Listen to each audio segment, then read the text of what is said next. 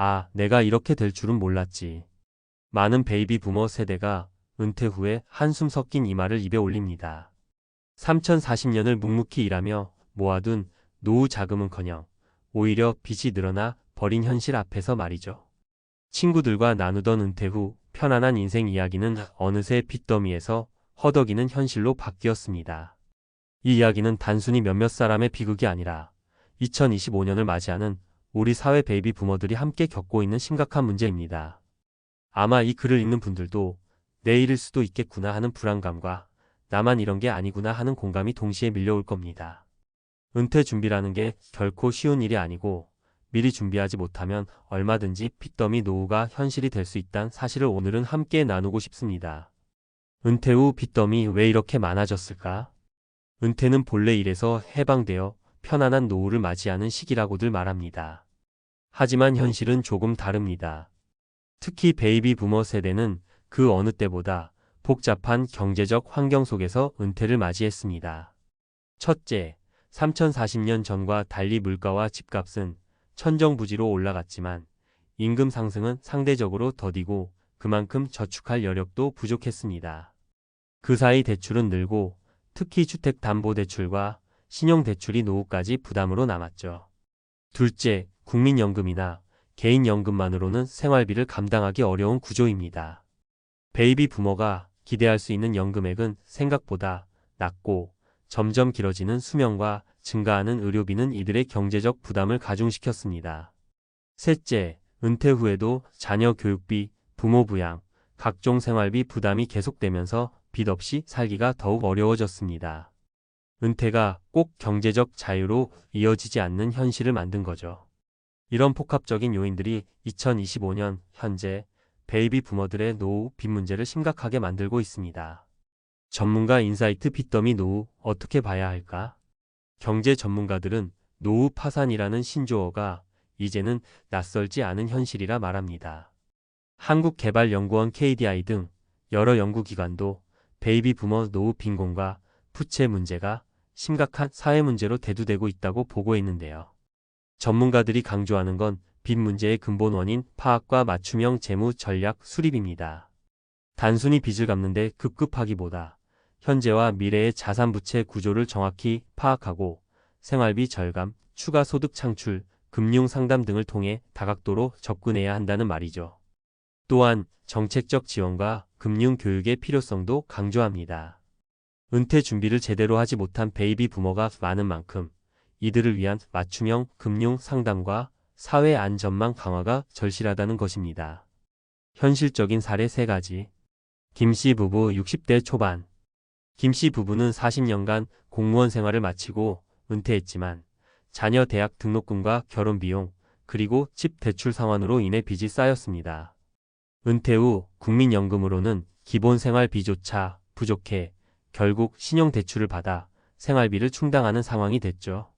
김 씨는 은퇴가 자유를 주기는커녕 빚의 굴레를 더 무겁게 했다고 말합니다. 박 씨 58세 자영업자. 박 씨는 식당을 운영했지만 코로나19로 매출이 급감하며 대출이 늘어났습니다. 결국 폐업 후에도 대출 이자와 생활비를 감당하지 못해 빚이 계속 쌓이고 있습니다. 자녀 학자금 대출과 부모 부양까지 겹쳐 지금은 은퇴 후 인생 계획이 송두리째 흔들렸다고 고백합니다. 이 씨 62세 대기업 퇴직자. 이 씨는 비교적 안정적인 직장 생활을 했지만 부동산 투자 실패와 의료비 지출 증가로 큰 빚을 지게 됐습니다. 연금과 퇴직금은 기본 생활비로 빠듯한데 빚 상환 부담이 커져 은퇴 후에도 마음 편할 날이 없다고 털어놓습니다. 베이비 부머의 빚 문제 어떻게 대처해야 할까? 우선 빚의 실체를 정확히 아는 것이 중요합니다. 본인의 부채 내역, 금리, 상환 기간 등을 명확히 파악하지 않고는 제대로 된 대책을 세우기 어렵습니다. 두 번째, 전문가와 상담하는 걸 권해요. 재무설계사, 금융상담가와 함께 현재 상황을 점검하고 현실적인 상환 계획과 노후 생활비 예산을 수립하는 게 필요합니다. 세 번째, 생활비 절감과 함께 추가 소득원 마련도 고민해 봐야 합니다. 베이비 부머 세대는 건강과 경험이 강점이니 파트타임 일자리, 프리랜서, 재능 기부 등을 통해 경제활동을 이어가는 사례가 늘고 있습니다. 네 번째, 정부나 지자체의 지원 정책도 적극 활용해야 합니다.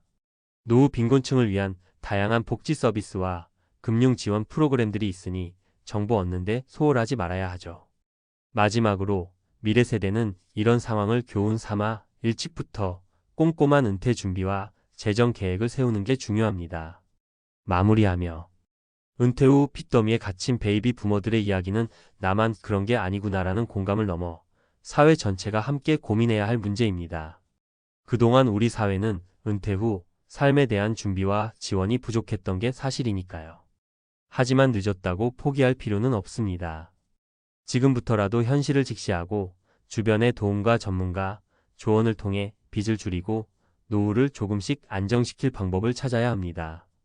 무엇보다 이런 이야기를 숨기지 않고 나누는 것 자체가 큰 힘이 됩니다. 서로의 이야기에 귀 기울이고 공감하며 함께 헤쳐나가는 사회가 되었으면 좋겠습니다. 여러분의 노후가 빚으로부터 조금 더 자유롭고 편안한 시간이 되길 진심으로 바랍니다. 앞서 이야기한 베이비 부머들의 은퇴 후 핏더미 문제에 대해 좀 더 구체적이고 실용적인 내용을 전문가 시각에서 살펴볼게요.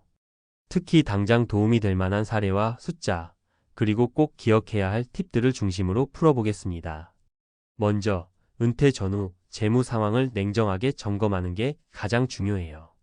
베이비 부머 세대 분들 중에도 아직 내가 정확히 얼마나 빚이 있는지, 얼마나 갚아야 하는지를 제대로 모르는 분들이 적지 않거든요. 실제로 금융감독원 조사에 따르면 5,060대 가구 중 30%가 자신의 부채 총액과 상환 계획에 대해 정확히 파악하지 못하는 것으로 나타났어요. 여기서 간단히 따라 해볼 수 있는 방법이 있어요. 은행과 대출기관에서 발급받을 수 있는 채무 내역서를 한 대 모아보고 금리, 잔액, 월 상환액, 남은 기간을 차근차근 정리해보세요. 그래야 다음 단계인 재무 재설계가 가능하니까요. 구체적 사례로 보는 빚 갚기 전략. 사례 1 김모 씨 61세, 전직 회사원. 김 씨는 2억 원 주택담보대출과 신용대출 5천만 원을 가지고 있었는데 금리가 각각 연 3.5%, 7%였어요. 총 빚 2억 5천만 원 중 이자 부담이 컸죠. 전문가 상담 후 김 씨는 신용대출부터 우선적으로 갚기로 했어요. 왜냐하면 신용대출 금리가 훨씬 높기 때문에 이자, 부담을 줄이는 게 급선무였거든요. 이런 이자 우선 상환법은 기본 중에 기본인데요. 특히 빚이 여러 개일 때는 금리가 높은 빚부터 갚는 게 월 상환 부담을 효과적으로 줄이는 데 유리합니다. 그리고 가능하다면 대출을 하나로 묶는 대환 대출을 통해 금리를 낮추는 방법도 고려해 볼 만합니다. 현실적인 수치로 보는 생활비와 빚 상환 균형. 한국보건사회연구원의 2024년 노후생활비 조사에 따르면 은퇴자 1인당 월 평균 생활비는 약 150만 원 정도입니다. 그런데 만약 빚 상환금이 매월 50만 원을 넘는다면 생활비와 빚 갚는 돈을 합쳐 한 달에 200만 원 이상이 나가야 하니 부담이 꽤 크죠. 이럴 때 필요한 게 바로 예산 재조정입니다. 식비, 교통비, 통신비 등 생활필수 경비부터 꼼꼼히 줄일 수 있는 항목을 찾아봐야 해요. 예를 들어 2023년 통계에 따르면 50대 이상은 연간 외식비가 평균 120만 원 이상인데 여기서 30%만 줄여도 연 36만 원, 월 3만 원 정도 절약할 수 있습니다. 작은 절약이 쌓이면 빚 상환에 꽤 큰 보탬이 되니 일상 속에서 아낄 수 있는 부분을 찾아보는 게 중요해요. 추가 소득, 은퇴 후 재정 건강을 위한 필수 전략. 은퇴자 중에서도 일부는 파트타임이나 프리랜서로 일을 계속하는데 이것이 단순한 수입원 이상의 의미를 가집니다. 예를 들어 박모 씨 59세는 은퇴 후에도 지역 커뮤니티 센터에서 영어 강사로 일하며 월 80만 원의 추가 수입을 얻고 있어요. 이 돈은 빚 상환과 의료비에 큰 도움이 되고 있습니다. 특히 요즘은 온라인 강의, 배달, 소규모 창업 등 다양한 부업 기회가 늘었으니 건강 상태가 허락한다면 자신에게 맞는 일을 찾아보는 게 좋습니다. 꼭 기억할 주의사항. 빚 상환을 미루지 마세요.